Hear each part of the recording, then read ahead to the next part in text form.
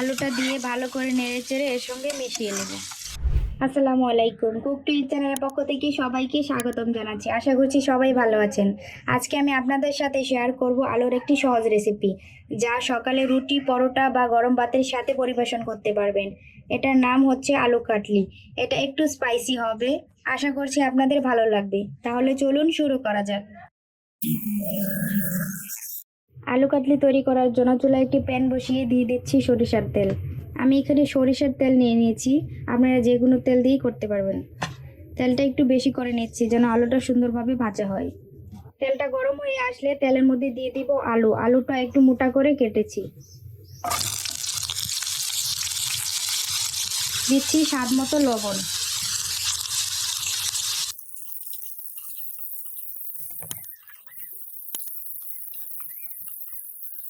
এই পর্যায়ে চুলার আঁচটা হাই থাকবে। চুলার আঁচ হাই করে আমি আলুগুলি ভেজে নেব লাল হওয়ার আগ পর্যন্ত।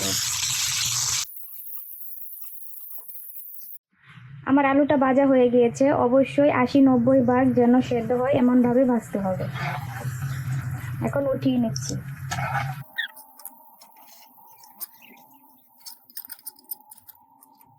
আমি এত তেলে রান্না করব না, তেলটা কমিয়ে নিচ্ছি।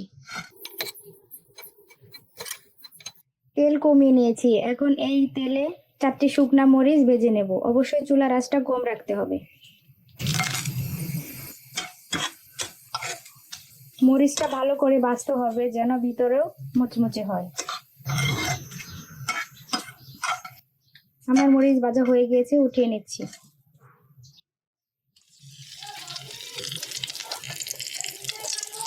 একটি তেজপাতা আর হাফ চামচ জিরা দিচ্ছি ফোড়নের জন্য। জিরাটা ভাজা হয়ে গেলে দিয়ে দিচ্ছি 2টি টমেটো কুচি।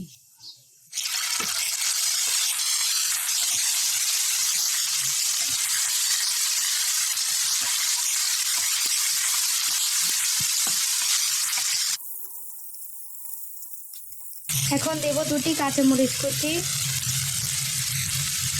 হাফ চামচ হলুদ গুঁড়া আর স্বাদ মতো লবণ দিয়ে ভালো করে নেড়েচেড়ে মিশিয়ে নেব। এখন এই সবগুলো উপকরণ একসঙ্গে মিশিয়ে টমেটোটা সেদ্ধ করার জন্য দিয়ে দিব হাফ কাপের মতো পানি। পানি কমা পর্যন্ত কষিয়ে নেব। এদিকে যে শুকনা মরিচটা ভেজে রেখেছিলাম তা গুঁড়া করে দিয়ে দিব অর্ধেক, বাকি অর্ধেক দেব রান্নার শেষে।